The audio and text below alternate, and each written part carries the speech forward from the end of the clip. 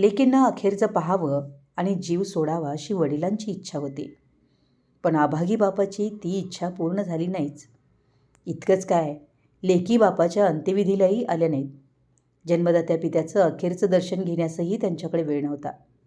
एकेकाळचे प्रसिद्ध व्यापारी असलेल्या शिवचरण रतन गुप्ता यांनी वृद्धाश्रमात अखेरचा श्वास घेतला.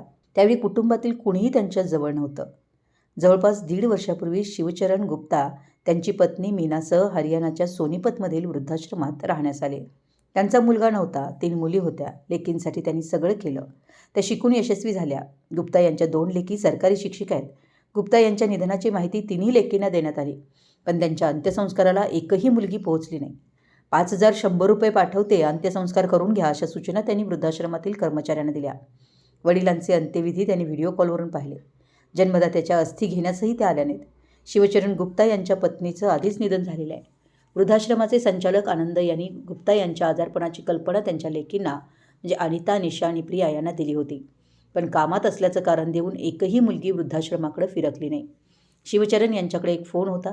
लेकींशी संवाद साधण्यासाठी त्यांना फोन घेतला होता, पण आजारपणात त्यांच्या लेकींचे फोन बंद झाले. रात्री उशिरा गुप्ता यांचं निधन झालं. आम्ही त्यांच्या लेकींना याबद्दल माहिती दिली. तुम्ही येत असाल तर आम्ही अंत्यविधीसाठी थांबतो, असं तिघीनं सांगितलं.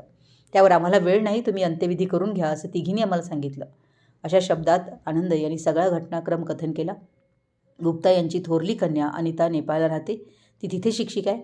गुप्ता यांची दुसरी लेक निशा उत्तर प्रदेशच्या आझमगडमध्ये वास्तव्यास आहे, तर धाकटी कन्या प्रिया मुंबईला राहते. गुप्ता यांनी त्यांच्या तिन्ही लेकींना उत्तम शिक्षण दिलं.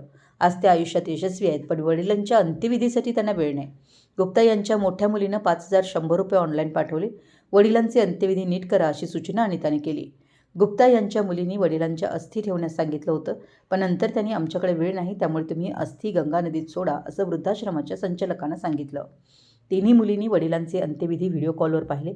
त्यानंतर अंत्यविधीचे सगळे व्हिडिओ देखील त्यांना पाठवण्यात आले. पुणे प्रतिनिधी, मराठी एस न्यूज.